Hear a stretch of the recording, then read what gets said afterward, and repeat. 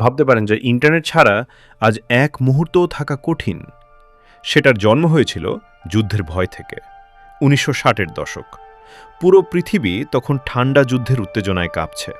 মার্কিন যুক্তরাষ্ট্রের সবচেয়ে বড় চিন্তা ছিল, যদি কোনো হামলায় তাদের যোগাযোগ ব্যবস্থা ভেঙে পড়ে তাহলে কি হবে। এই সমস্যার সমাধান খুঁজতে মার্কিন গবেষণা সংস্থা আরপা তৈরি করে, আরপনেট নামে এক নতুন নেটওয়ার্ক।